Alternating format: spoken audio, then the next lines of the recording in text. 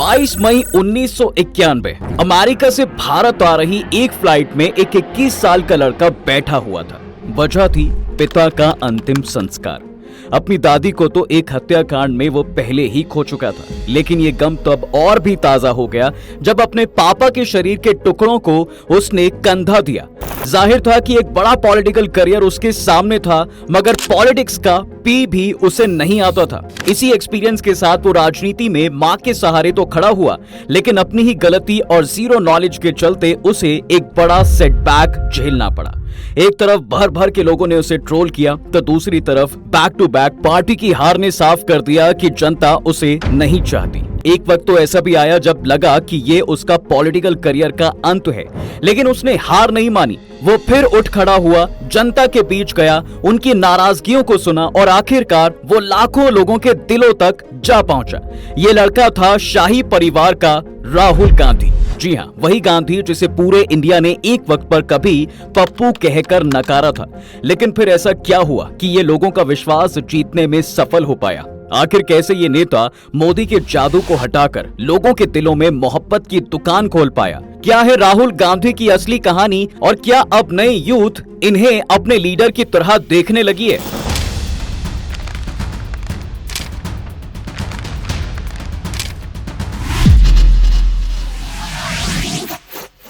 साल था 1970 और तारीख थी 19 जून, जब नई दिल्ली के सबसे बड़े पॉलिटिकल घराने में राहुल गांधी का जन्म हुआ।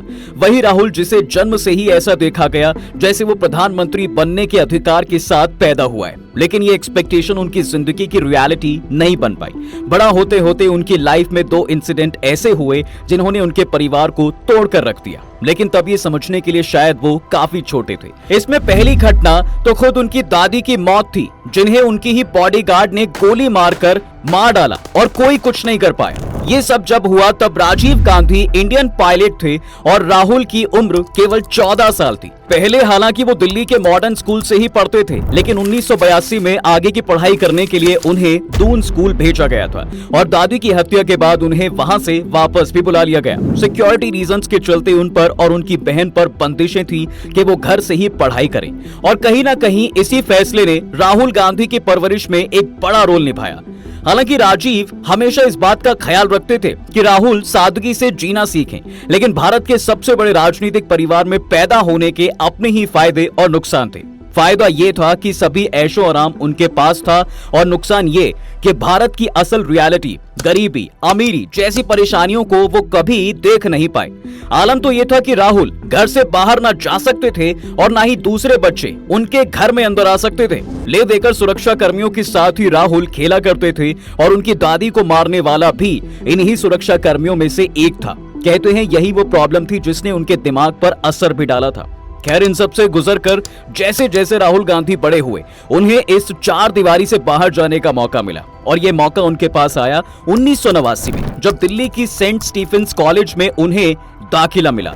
लेकिन यहाँ भी प्रॉब्लम ये थी कि स्टीफेंस कॉलेज में उनके साथ सिक्योरिटी पर्सनल का एक भारी दस्ता रहता था। उन्हें केवल घर से कॉलेज और कॉलेज से घर जाने की अनुमति थी। ऐसे में राहुल ने मन बना लिया था कि इस सुरक्षा घेरे से पीछा छुड़ाने के लिए देश से बाहर जाएंगे। आगे हुआ भी ऐसा ही। 1990 में राहुल ने अमेरिका के रॉलिंस कॉलेज में एडमिशन लिया और यहाँ सिक्योरिटी रीजंस के चलते उनकी पहचान गुप्त रखी गई। लोग यहाँ उन्हें रॉल विंसी नाम से जानते थे। केवल भारत सरकार और फ्लोरिडा पुलिस के बड़े अधिकारियों को ही इस बात की जानकारी थी कि राहुल अमेरिका में है। चीजें राहुल के लिए अब नॉर्मल जरूर थी, लेकिन उनकी ये नई जिंदगी तब बदल गई जब अगले साल ही उनके पिता राजीव गांधी की एक बम धमाके में हत्या कर दी गई। वो तब देश के प्रधानमंत्री थे और उनके साथ जब ये हुआ तो कांग्रेस को एक बड़ा झटका लगा। आलम ये रहा साहब कि गांधी परिवार कुछ साल के लिए राजनीति से दूर ही हो गया। सोनिया गांधी तब खुद इस डर से राजनीति में नहीं उतरना चाहती थी कि वो परिवार के बाकी सदस्यों को भी खो देंगी। एक तरफ भारत की राजनीति में जहां अलग ही माहौल था, वहीं 1994 में अमेरिका से बैचलर की डिग्री लेने के बाद राहुल गांधी लंदन आ गए और कैम्ब्रिज में एमफिल के लिए एडमिशन ले लिया। इस दौरान राहुल ने एक मैनेजमेंट कंसल्टेंसी फर्म में भी काम किया, लेकिन आखिरकार उन्हें अपना रुख भारत की तरफ करना ही पड़ा, जहां एक बड़ा पॉलिटिकल करियर उनका इंतजार कर रहा था। इंडिया आकर 2002 में राहुल ने भारत में बैंकॉप्स नाम की एक इंजीनियरिंग डिजाइन आउटसोर्सिंग फर्म खोली, लेकिन क्योंकि इनका नाम राहुल गांधी से जुड़ा था, इसलिए उन पर आरोप लगे कि पॉलिटिकल इन्फ्लुएंस के चलते इस फर्म को बड़े प्रोजेक्ट आसानी से मिल जाते थे। इन सब क्रिटिसिज्म ने राहुल को राजनीति की तरफ मुड़ने के लिए मजबूर कर दिया। साल 2004 ये वो साल था जब तय हो गया कि राहुल का करियर अब राजनीति से जुड़ने वाला है। हालांकि उन्हें सक्सेस मिलेगी या नहीं, ये भी एक बड़ा सवाल था, लेकिन कांग्रेस के चाहने वालों के लिए वो एक उगते सूरज थे जो पार्टी को बड़ी हाइट्स पर लेकर जाने वाले थे। शायद आपको यकीन ना हो, लेकिन शुरुआत में हुआ भी कुछ ऐसा ही। सबसे पहले उनको उनकी मां की सबसे सेफ सीट अमेठी से ही उठाया गया और वहां से वो जीते भी, लेकिन जीतने के बाद भी उन्होंने मनमोहन सिंह सरकार से कोई मंत्री पद नहीं लिया, बल्कि इसके बदले उन्होंने देश भर में घूमकर भारत के बारे में ज्यादा जानकारी इकट्ठा करने की कोशिश की। दलितों के घर रात गुजारना, नरेगा मजदूरों के साथ मिट्टी डालना, मुंबई की लोकल ट्रेन्स में सफर करना और स्कूल कॉलेज के बच्चों से बातचीत करना, ये सब काम उन्होंने किया। अपने इसी डाउन टू अर्थ नेचर से वो 2007 में कांग्रेस के महासचिव भी बने और उन्हें यूथ कांग्रेस और NSUI का प्रभार भी मिला। इस बीच राहुल ने यूथ कांग्रेस में बड़े बदलाव किए और इसके लिए उनकी वाहवाही भी हुई। इसी का रिजल्ट था कि साल 2009 में जब लोकसभा चुनाव हुए तो राहुल गांधी की रैलियों की बदौलत कांग्रेस 206 सीटें जीतने में सफल रही। आप यकीन नहीं करेंगे, लेकिन उस दौर में तब मीडिया राहुल की दीवानी थी। वो राहुल को पलकों पर ही बिठाने को तैयार थी। इस जीत के बाद तो उन्होंने जल्द ही राहुल को युवराज की उपाधि दे दी थी। इस चुनाव में कांग्रेस ने यूपी में अच्छी खासी वापसी की। 80 में से 22 सीटें उनको मिली। मनमोहन सिंह की अगुवाई में जब लगातार दूसरी बार यूपीए की सरकार बनी तो उम्मीदें लगाई जाने लगी कि राहुल कोई अहम मंत्रालय लेंगे, लेकिन ऐसा कुछ नहीं हुआ। राजनीति में जगह बनाने की बजाय वो मंत्रालय से दूर ही रहे। गांधी परिवार का सदस्य मंत्री बनने के लिए राजनीति में नहीं आता है, ये कहावत बरकरार रही। अब आप सोच रहे होंगे कि राहुल के लिए जब चीजें इतनी अच्छी थी तो परेशानी कहां से आई? आखिर इस शहजादे के पप्पू बनने की कहानी कहां से शुरू हुई? ऐसा क्या हुआ जो ये अर्श से फर्श पर आ गिरे? उनके मुश्किल डगर की शुरुआत हुई 2010 से, जब लगातार कांग्रेस के घोटाले धागों की तरह खुलते चले गए। कॉमनवेल्थ से लेकर 2G स्पेक्ट्रम जैसे कई घोटालों में कांग्रेस के नाम सामने आने लगे। एक तरफ तो लोग पहले ही कांग्रेस से गुस्सा थे, ऊपर से इस पूरे घोटाले के जवाब देने की बारी आई तो राहुल कहीं नजर नहीं आए। इसके ऑपोजिट अन्ना हजारे के भ्रष्टाचार विरोधी आंदोलन से भी लोगों का कांग्रेस पर गुस्सा बढ़ने लगा। और कमाल की बात तो ये थी कि उनको इसका जवाब तक नहीं दिया गया। एक तरफ ये सारे इश्यूज चल ही रहे थे कि साल 2012 में यूपी का चुनाव आ गया। यहाँ कांग्रेस ने ज्यादा से ज्यादा सीट लेने की कोशिश की, लेकिन उनकी पार्टी महज 28 सीटें जीत सकी, जो कि पिछली बार से बस 6 सीटें ज्यादा थी। बस यहीं से समझिए राहुल की राजनीति का एक बुरा दौर शुरू हो गया। अब तक जो मीडिया उन्हें देश के शहजादे के रूप में देखती थी, अब वही मीडिया उसे पप्पू की तरह देखने लगी।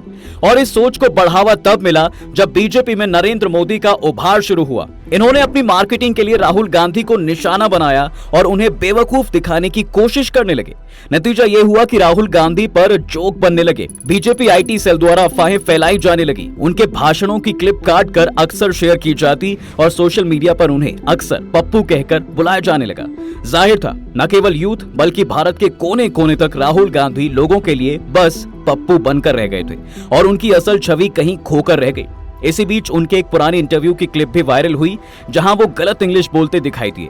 उनके स्लिप ऑफ टंग को इतनी बुरी तरह से ट्रोल किया जाने लगा कि वो लोगों के लिए एक नाकाबिल राजनेता दिखने लगे।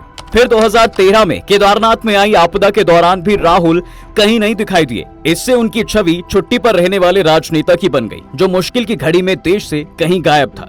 अब तक लोगों का कांग्रेस और राहुल दोनों से विश्वास उठने लगा और इसके अपोजिट मोदी लहर इतनी बड़ी हो गई थी कि लोगों को बाकी सभी पार्टीज छोटी लगने लगी थी। इसी का नतीजा भी रहा कि 2013 में जब राहुल गांधी को पार्टी का वाइस प्रेसिडेंट बनाया गया, तब दिए गए भाषण में उन्होंने सत्ता को जहर बताया।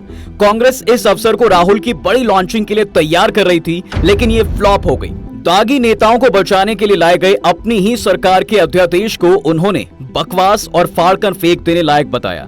इसके बाद पार्टी के सीनियर नेता राहुल से नाराज हो गए। 2013 के आखिर में हुए 5 राज्यों के चुनावों में कांग्रेस 4 जगह बुरी तरह से हारी। इसका कारण मोदी लहर ही थी, लेकिन राहुल का कम सक्रिय होना भी इसका कारण बना। 2014 के चुनाव में राहुल और उनकी पार्टी बिल्कुल आक्रामक ना हो सके। इसका नतीजा ये हुआ कि कांग्रेस महज 44 सीटों पर सिमट कर रह गई। राहुल ने इस हार की जिम्मेदारी ली और इससे सबक लेने की बात कही। हालांकि कांग्रेस के कई सीनियर नेताओं का मानना था कि ये राहुल की नहीं बल्कि संगठन की हार है, लेकिन राहुल ने लोकसभा में पार्टी का नेता बनने की जिम्मेदारी नहीं ली। 2015 में वो 55 दिन के लिए कहीं चले गए। इसके बाद मीडिया के अलावा कांग्रेस पार्टी भी उनके नेतृत्व को लेकर आशंकित हो गई। 2014 में हरियाणा, महाराष्ट्र के विधानसभा चुनाव से शुरू हुआ हार का सिलसिला लगातार चलता रहा। असम, पश्चिम बंगाल, केरल, तमिलनाडु, झारखंड, जम्मू कश्मीर, उत्तर प्रदेश और उत्तराखंड में कांग्रेस एक नहीं बार बार हारती रही और दूसरी तरफ राहुल की इमेज भी बुरी तरह से बर्बाद हो गई। आलू डालकर सोना निकालेगा जैसा एडिट बयान उनकी इमेज पर चिपका दिए गए। ऐसी मशीन लगाऊंगा, इस साइड से आलू घुसेगा, उस साइड से सोना निकलेगा। जबकि ये असल में मोदी जी द्वारा दी गई स्टेटमेंट थी। श्रीमान ऐसे तेजस्वी लोग हैं, वो आलू से सोना बनाते हैं। वो काम हम नहीं कर सकते भाई, माफ करना। जी हाँ, ऐसे में जाहिर था कि राहुल दुनिया की नजर में केवल एक लूजर का ठप्पा लग गया था। ऐसे में जाहिर था कि राहुल दुनिया की नजर में केवल एक लूजर बनकर रह गए थे। राष्ट्रीय पार्टी सिर्फ 4 राज्यों में सिमट चुकी थी। कांग्रेसियों को लगने लगा कि राहुल के अंदर नेतृत्व की क्षमता नहीं है। साथ ही राहुल की सलाहकार टीम को भी दोष दिया जाने लगा। लेकिन अभी राहुल की राजनीति का एक उदय होना बाकी था। 2017 के दिसंबर में गुजरात में विधानसभा चुनाव होने थे। अपनी हार को हार ना मानकर वो उठ खड़े हुए और उन्होंने गुजरात का रुख किया। वहां जाने से पहले राहुल ने अमेरिका की बर्कले यूनिवर्सिटी में छात्रों से बात की। यहां राहुल का एक अलग ही अंदाज देखने को मिला। यहां उन्होंने बहुत आत्मविश्वास से सबके सवालों का जवाब दिया और मोदी सरकार पर निशाना भी साधा। इसके बाद राहुल ने मीडिया और सोशल मीडिया में अपना प्रेजेंस बढ़ा दिया और गुजरात में अशोक गहलोत को उन्होंने कांग्रेस का लीडर बनाकर भेजा। अब जाहिर है कि गुजरात प्रधानमंत्री मोदी और बीजेपी अध्यक्ष अमित शाह का गृह राज्य है, इसलिए चुनौती और भी बड़ी थी। ऐसे में राहुल ने लगातार वहां की यात्राएं की। गुजरात में अलग अलग आंदोलनों से उभर कर आए हार्दिक पटेल, जिग्नेश मेवानी और अल्पेश ठाकोर जैसे बड़े युवा नेताओं को उन्होंने अपने साथ में लिया और इस स्ट्रैटेजी ने गुजरात में भाजपा को मुश्किल में डाल दिया। 180 सीटों की विधानसभा में 150 प्लस का नारा लेकर चली भाजपा इस चुनाव में 99 पे ही सिमट गई। चुनाव से पहले 41 विधायकों वाली कांग्रेस 80 का आंकड़ा पार कर गई। कांग्रेस भले ही हार गई, लेकिन 2014 से निराश कार्यकर्ताओं को गुजरात चुनाव ने जोश से भर दिया था। सलाहकारों की टीम बदलने के बाद से राहुल के राजनीतिक उत्थान का एक नया दौर शुरू हुआ। दिसंबर 2017 में राहुल कांग्रेस के अध्यक्ष बन गए। राहुल ने संगठन में बड़े बदलाव किए। अशोक गहलोत को प्रभारी महासचिव बनाया गया। कई राज्यों के अध्यक्ष बदले गए। कहा गया कि राहुल ने अब अपनी टीम काम पर लगाई है और अब एक नया राहुल जनता को देखने को मिलेगा। और वो राहुल था प्रधानमंत्री से सवाल पूछने वाला। 2017 में उन्होंने सीधे प्रधानमंत्री मोदी से सवाल पूछने शुरू कर दिए। सबसे पहले राफाल डील में अनिल अंबानी को फायदा पहुंचाने का आरोप उन्होंने मोदी जी पर लगाया। इसके बाद उन्होंने नारा दिया कि चौकीदार ही चोर है। ये नारा कांग्रेस कार्यकर्ताओं की जुबान पर चढ़ गया। राहुल के कद को मजबूत किया दिसंबर 2018 में हुए 3 हिंदी पट्टी के राज्यों के चुनाव ने। इन तीनों राज्यों राजस्थान, मध्य प्रदेश और छत्तीसगढ़ में भाजपा की सरकार थी। कांग्रेस बिना कोई चेहरा घोषित किए राहुल गांधी के नाम पर ही तीनों राज्यों में चुनाव लड़ी। 2014 के बाद कांग्रेस ने किसी विधानसभा चुनाव में अकेले भाजपा को नहीं हराया था। इन तीनों राज्यों को बीजेपी का गढ़ और काऊ बेल्ट का इलाका माना जाता है, लेकिन यहाँ राहुल की कांग्रेस ने बीजेपी को पटकनी दे दी। तीनों राज्यों में कांग्रेस ने बीजेपी को हराकर सत्ता हासिल की। संगठन ने इसका पूरा श्रेय राहुल गांधी के सिर बांधा। 3 राज्यों में जीत के बाद से कांग्रेस के हौसले बुलंद हुए। वो लगातार प्रेस कॉन्फ्रेंस करते रहे। फिर आया साल 2019 के चुनाव का, जहां उन्होंने जी जान लगा दी, कई रैलियां की, लेकिन आलम यह रहा कि साल 2019 में कांग्रेस केवल 52 सीटें ही ले पाई। खुद अमेठी की सीट जो कभी कांग्रेस का गढ़ थी, वहां से राहुल गांधी स्मृति ईरानी से 55,000 वोटों से हार गए। यहां से साफ हो गया था कि राहुल की क्रेडिबिलिटी अब 0 हो गई है। जनता अब उन्हें पसंद नहीं करती और शायद इस पार्टी का भविष्य अब अंधेरे में है। मगर यहाँ भी हार की जिम्मेदारी राहुल ने ली और कांग्रेस के लिए लोगों के दिलों में उठती नफरत और डिस्ट्रस्ट को खत्म करने के लिए उन्होंने एक नई यात्रा शुरू करने की सोची। इसके लिए उन्होंने साउथ का रुख किया और वायनाड को अब अपनी कर्म भूमि बनाया। केरल में जहां धीरे धीरे कांग्रेस अपना गढ़ बनाती गई, वहीं उन्होंने भारत के दिलों तक पहुंचने के लिए एक नई यात्रा शुरू की। इस यात्रा को नाम दिया गया भारत जोड़ो यात्रा। इसके तहत उन्होंने कन्याकुमारी से अपनी यात्रा शुरू की और कश्मीर तक जा पहुंचे। इस यात्रा में वो भारत के ऐसे ऐसे इलाकों से गुजरे जहां उन्हें देश की गरीबी का एहसास हुआ। वो बेहद ही निचले तबके से जुड़ने में इस यात्रा में सफल हो पाए। लोग उन्हें अपने एक स्ट्रॉन्ग लीडर की तरह देखने लगे। लेकिन यहाँ राहुल की मुश्किलें तब बढ़ी जब एक पुराने मानहानि के दावे में उन्हें 2 साल की सजा सुनाई गई। साथ ही उनकी सदस्यता एक संसद से छीन ली गई। इसी बीच उनसे उनका घर तक छीन लिया गया। बीजेपी ने मौका देखकर उन पर अटैक किया, लेकिन कहीं ना कहीं बीजेपी का ये अटैक बैकफायर हो गया। लोगों को राहुल के प्रति नफरत के बजाय सिंपैथी होने लगी और उनके साथ जो हुआ उसे अनकॉन्स्टिट्यूशनल करार देने लगे।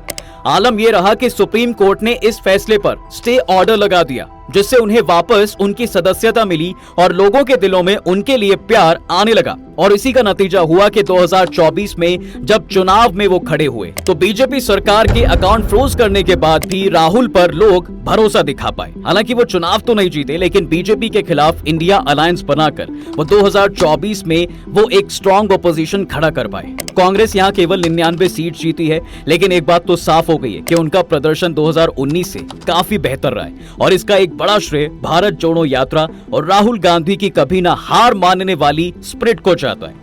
अब आगे वो कितने आइडल लीडर बनकर उभरते हैं और आखिर कैसे लोगों के दिलों में मोदी की तरह अपनी जगह बनाते हैं, ये तो वक्त ही बताएगा। लेकिन एक बात तो साफ है कि ये वो राहुल नहीं है जो 2014 में इन्हें पेश किया गया था। अब न केवल इनका रुख बदला है, बल्कि इनका मुद्दा भी काफी हद तक बदल गया है और आने वाला समय शायद इनके लिए ब्राइट हो सकता है। और इस पर आपका क्या कहना है, हमें कमेंट सेक्शन में जरूर बताएं। वीडियो अगर अच्छी लगी हो तो लाइक करें और चैनल को सब्सक्राइब भी जरूर कर दें।